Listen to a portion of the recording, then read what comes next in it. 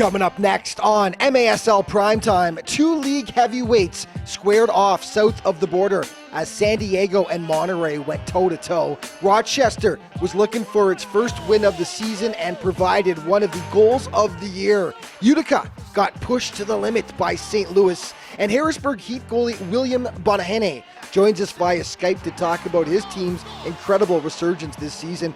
Get your dancing shoes on. MASL Primetime is coming up next.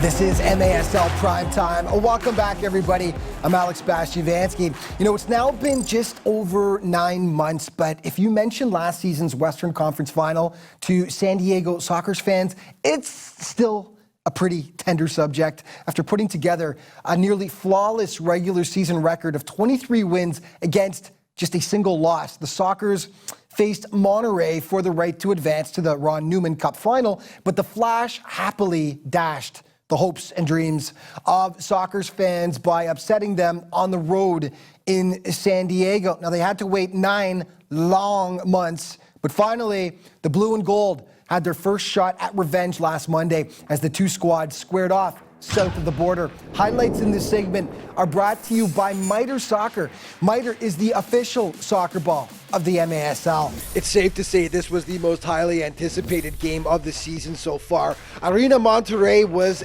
jammed, 6,000 on hand to take it all in. And as mentioned, San Diego was looking for revenge, but it's the home side that hits first. Beautiful pass off the boards from Brian Aguilar to Eric Rosas. 1-0. Back come the visitors, though. No style points, but it's the end result that matters. Taylor Bond makes it 1-1. Again, though, the Sockers getting burned by the pass off the boards. Hugo Puentes there to deposit. Second quarter, with Monterey up 3-1, San Diego cuts into their lead. Brandon Escoto to Slava Jupi Paripovic. 3-2. Back and forth they went. Eduardo Gray crushing it past Boris Pardo. Let's skip ahead to the fourth quarter now. Monterey up 7-5. At this point, Eric Tovar with a screamer to make it a one-goal game. Then with just under a minute left, Luis Ortega's shot gets deflected in. That tied things up, and that set up the dramatic overtime finish in Monterey.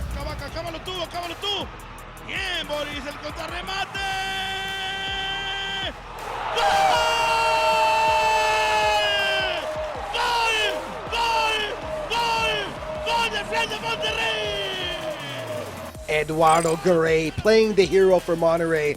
San Diego's revenge will have to wait for another day. The Sockers' Mexican adventure continued in Sonora. Keeper Boris Pardo gets tested early on, but sprawls to make the nice stop. Craig Childs, San Diego's all-time leading scorer, and he had another massive game going right through the legs here of Irving Murillo. Childs just clinical on those free kicks. 1-0. 2 minutes later, it's Luis Ortega smashing it past Alejandro Gallardo. That makes it 2-0 for the Sockers on the beautiful goal. The Solas cut that lead in half, though. Gustavo Rosales to Eric Flores for the finish, and he climbs the glass. Pretty pumped up, as was Mr. Sun himself at the end of the quarter. Second quarter, trailing 3-2. Gustavo Rosales going short side on Pardo, and he does a little glass climbing himself. And then it's Jesus Avendano with one of the goals of the week. Scintillating strike. Pardo just can't catch up to it. Sonora, its first lead, up 4-3. Second half, San Diego would equalize. First, it's Childs on the doorstep, and then with the score 5-5, Eduardo Velez with pretty much the same play right on the goal line. The Sockers would keep control the rest of the way as they dropped Sonora by a 9-6 count to go 1-1 on their Mexican adventure. An East-West matchup, Dallas hosting the red-hot Florida Tropics, and Victor Pereira had a big game for the Tropics, and he gets them on the board. Just 27 seconds in, he smokes the one-timer past Carlos Enriquez, the first of many for FLA. Late in the quarter, Drew Ruggles, the perfect pass to Ricardo Carvalho. Second half, Luca Teixeira leaves Enriquez no chance with the quick strike, 4-0 at that point. And then another beauty, Josh Sandoval. Florida seriously was giving a clinic on how the arena game should be played. They shut out the sidekicks. Pereiras talked to Matt Thornton afterwards about his early goal. It was a good goal. It's good to start early on the scoreboard. I think it gave my teammates a little bit of confidence to go and play the game we were supposed to play. And I'm happy with that. Okay, let's take a look at your MASL points leaders through 11 weeks of play, and Leo the legend continues to lead the way with 38 points, followed by Brian Aguilar, Nick Pereira, last year's MVP, Enrique Cañez, Ricardo Carvalho, and Frank Taillou.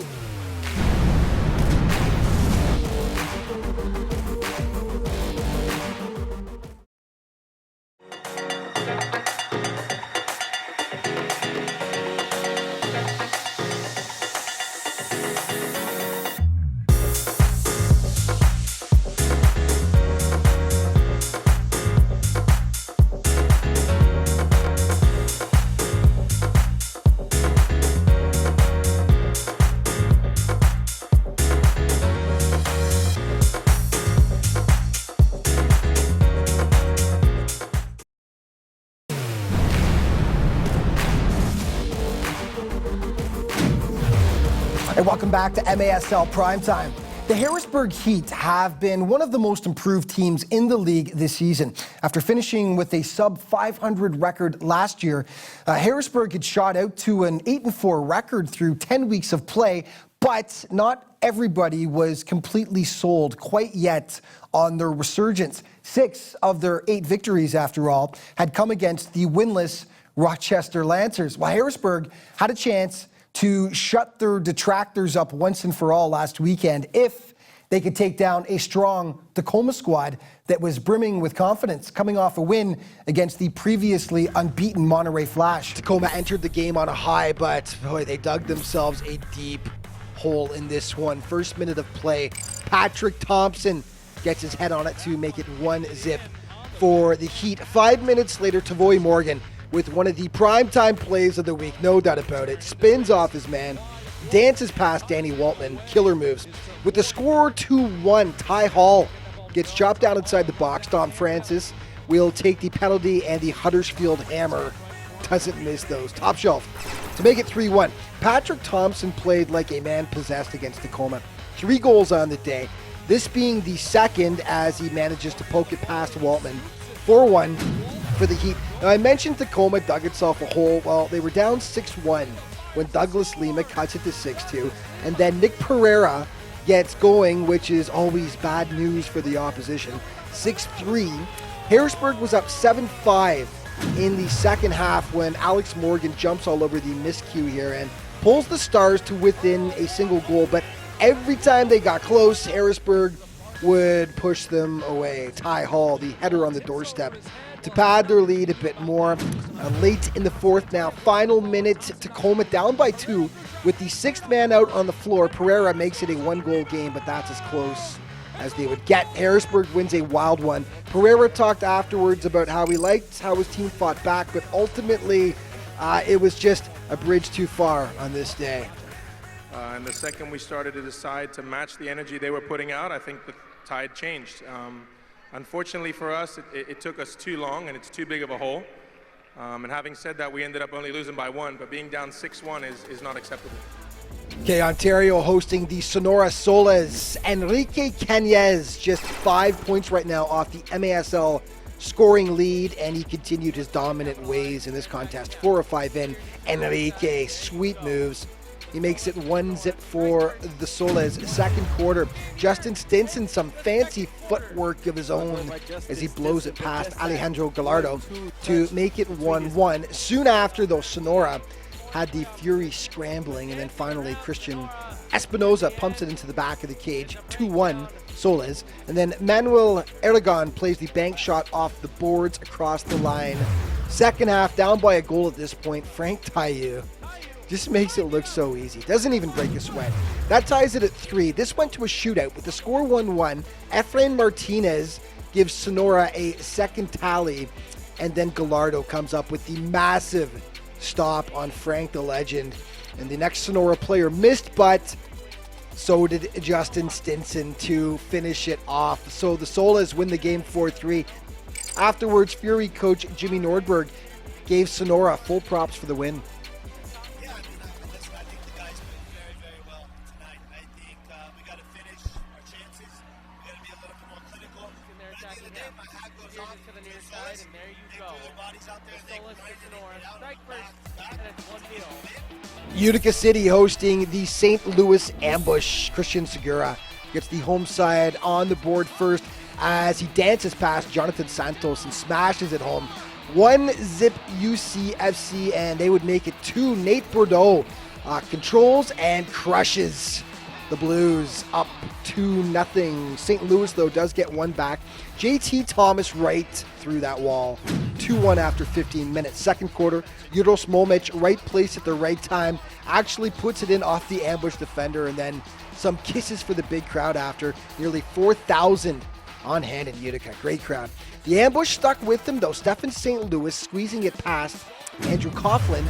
Just a one-goal game. Third quarter, Paulo Nascimento so good for the ambush and goal this year, but he would love to have that one back. Ricardo Dieguez punishes the mistake, and that proves to be the game winner, 4-3. The Outlaws hosting Florida and another East-West showdown, 4:42 in. It's Double G. Gordy Gerson tipping it home on the doorstep here, giving the visitors the 1-0 advantage. 10 seconds later, brutal giveaway. Right to Antonio Manfoot, and that's a man's goal. 2-0 FLA. They led 3-0 when Mesquite notched their first. Jorge De Leon. Nice work to get the ball past Hugo Silva, but Florida just too much. Zach Reggett bounces it under the bar to make it 4 goals. Mesquite, to its credit, stays right with the powerful Tropics, but Florida holds on for the 5-3 victory. Okay, let's look at the goalies now and take a look at the goals against leaders in the MASL. Hugo Silva leading the way, followed by Andrew Coughlin, Rafa Diaz, William Venzela, William Banaheni, and Boris Pardo.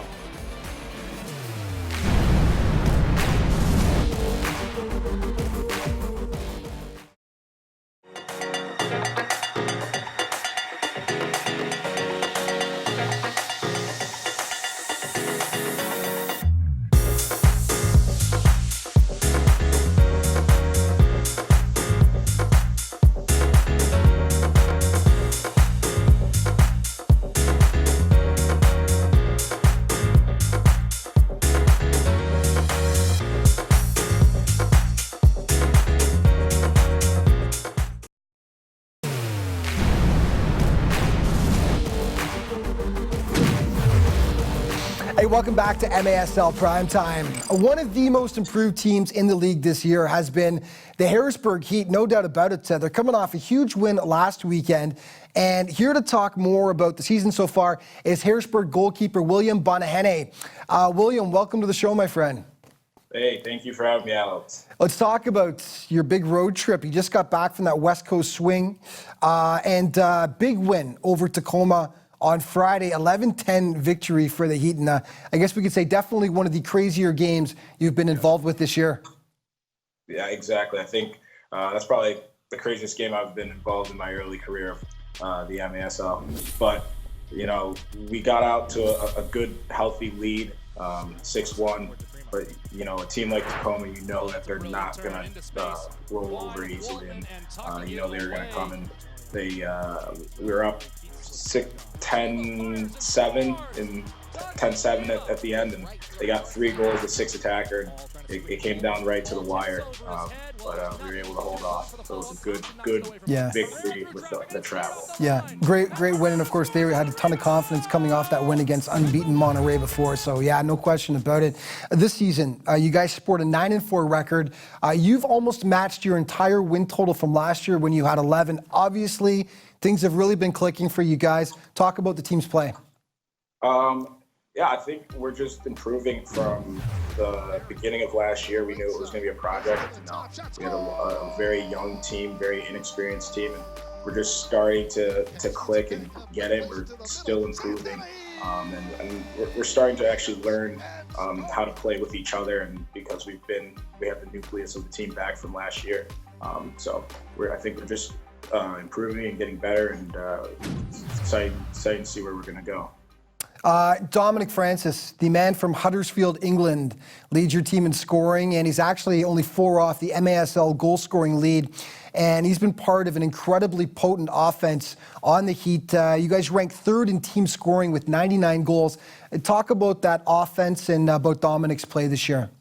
Yeah, Dom's been great. I think he's scored in 13 consecutive games, which is absolutely crazy when you think of it, the consistency that he's had.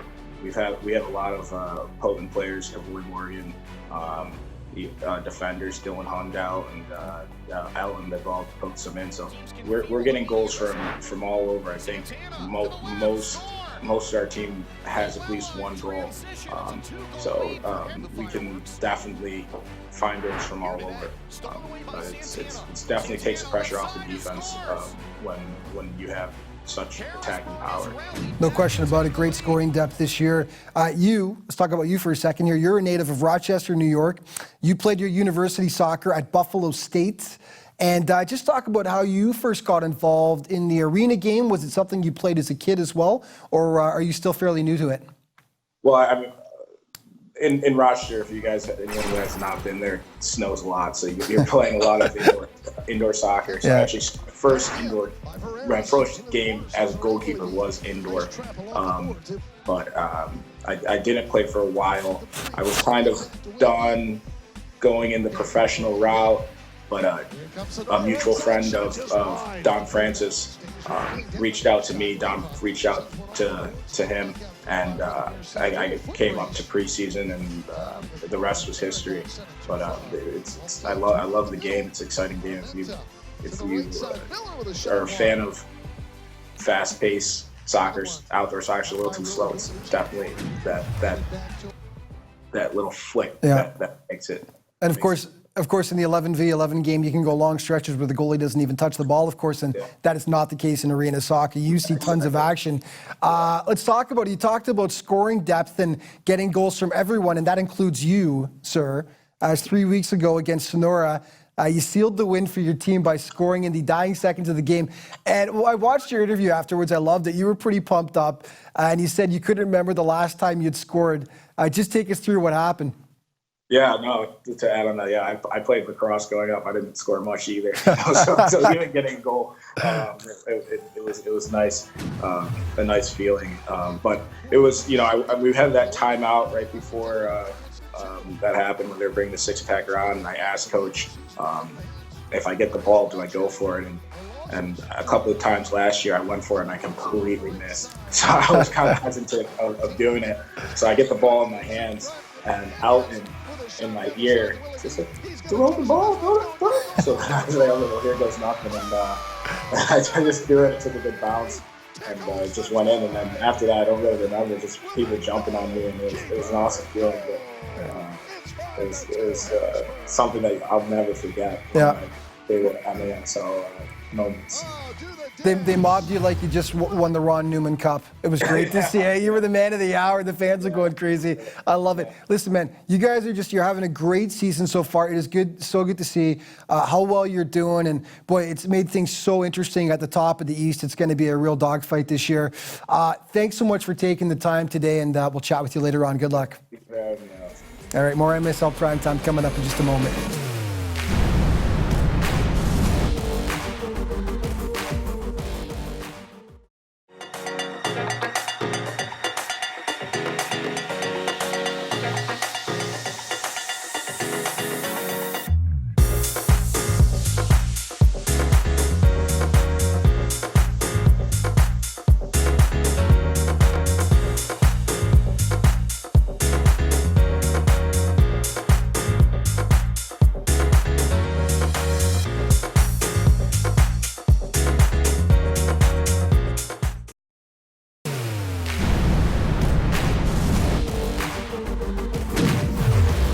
And welcome back to MASL Primetime.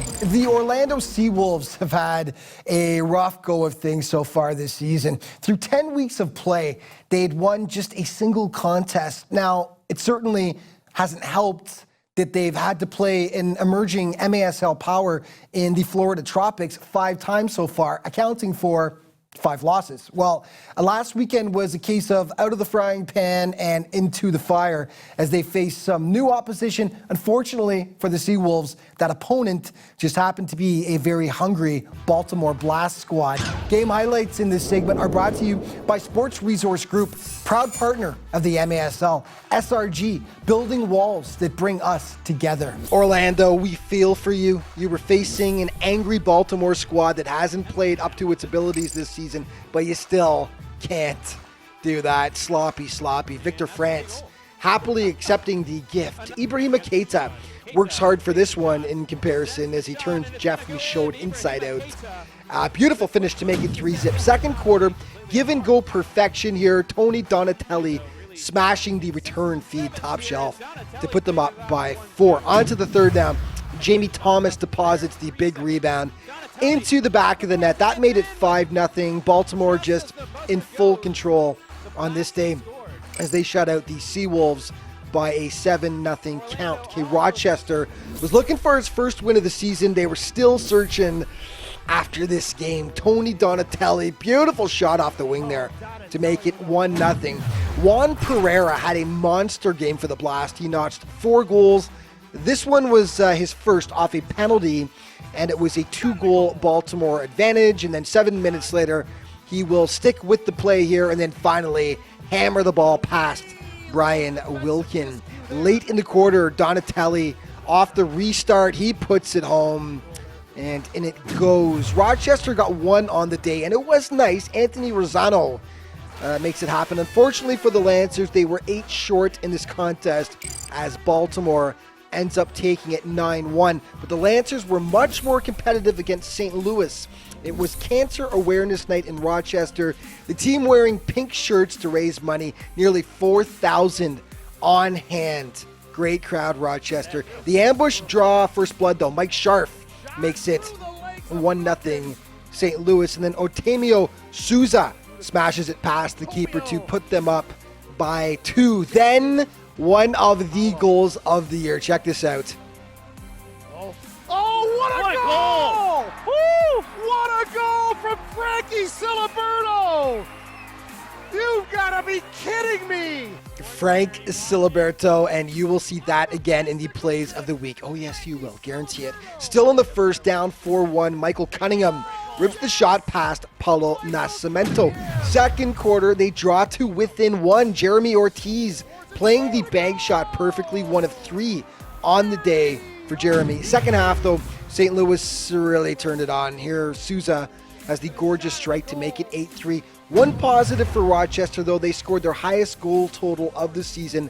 16-8 was the final, but the big crowd loved it. Lancers fans have really fallen in love with this team despite their first-year struggles. Jeremy Ortiz talked about it afterwards. This year hasn't been the way we wanted to, but we got a young squad. These guys are energetic, passionate, and optimistic, and sooner rather than later, things are going to start clicking. And okay, let's check out this week's naughty list, and nada. Peace and love reigned in week 11. Not a single suspension to tell you about. Okay, let's check out the team of the week for week number 11. And it is Brian Aguilar, Craig Childs, Gustavo Rosales, Elton de Oliveira, and teammates Drew Ruggles and Hugo Silva of the Florida Tropics.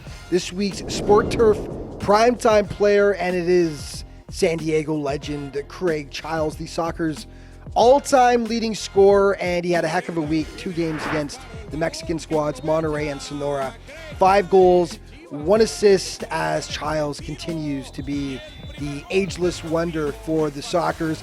And our primetime plays of the week for week 11, number 5, Monterey's Brian Aguilar to Eric Rosas, arena soccer at its finest right there. Number 4, Sonora's Jesus Avendano punishing the miter ball against San Diego. Number 3, Baltimore's Ibrahima Keita against Orlando, turning the defender inside out and finishing in style. Number 2, Harrisburg's Tavoy Morgan wrecking shop against Tacoma, leaving players strewn all over the pitch and beating Danny Waltman. Very nice. But undisputed this week, Rochester's Frankie Siliberto on his bicycle against St. Louis. And we've got to thank the Rochester TV crew, actually, for all these great angles, doing it justice. Frankie, you definitely have the primetime play of the week. And that's all the time we've got for this week. But just a reminder, MASLsoccer.com is your home base for all things in the Major Arena Soccer League. And of course, there's all kinds of other social media right there to keep you up to date as well. Thank you so much for watching MASL Primetime. We'll see you next week.